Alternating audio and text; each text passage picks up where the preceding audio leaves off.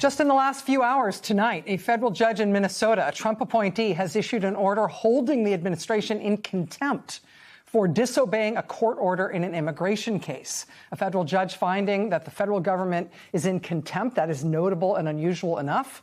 But this is the second time the Trump administration has been found in contempt in the space of a week. Just a few days ago, another federal judge in Minnesota held a DOJ prosecutor in contempt in a different immigration case. She actually ordered the prosecutor to pay a $500 daily fine until the Justice Department started complying with her orders in that case, which they finally did the next day. That sort of thing has a way of getting their attention. But this is becoming a theme, and I think this is really important. Everybody said at the outset of Trump's second term that it would be a bright red line in terms of a slide into authoritarian rule in this country if the Trump administration started defying orders from the courts, right? You remember all those discussions? Well, the Trump administration is now routinely and frequently defying orders from judges, specifically on cases relating to immigrants.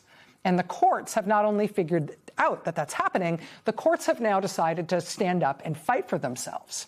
We've seen the chief judge in Minnesota compile a list of nearly 100 violations of court orders in immigration cases just in that state. In New Jersey, the Trump Justice Department was just forced to apologize in court for violating more than 50 orders from federal judges in immigration cases. They were essentially pleading to not be held in contempt in that state as well. Another DOJ prosecutor also had to apologize to a judge in Virginia. This time, the judge had rebuked the Justice Department for keeping relevant information from him when they sought a search warrant for the search of a home of a Washington Post reporter. In another case in West Virginia, before a judge named Joseph Goodwin last week, this is a case where masked ICE agents arrested a man and jailed him without a bond hearing. Judge Goodwin wrote this. He wrote, quote, "Antiseptic judicial rhetoric cannot do justice to what is happening.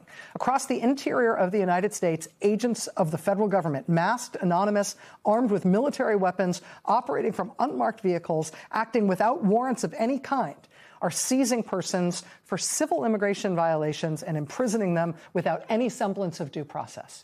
The systematic character of this practice and its deliberate elimination of every structural feature that distinguishes constitutional authority from raw force place it beyond the reach of ordinary legal description. It is an assault on the constitutional order." Judges standing up for themselves, standing up for the court system, standing up for the Constitution. The Justice Department is not just any other among the many failing parts of the government under Donald Trump's misrule. The Justice Department, to a large extent, kind of is our legal system. It has a qualitatively different amount of responsibility, at least, for keeping us going as a constitutional republic.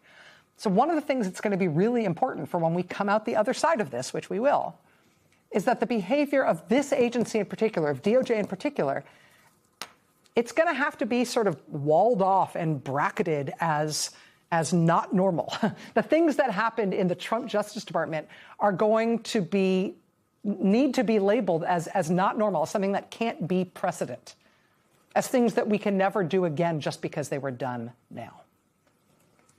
We are not going to evolve in a direction in which this is the kind of stuff that our Justice Department and our government tries to get away with.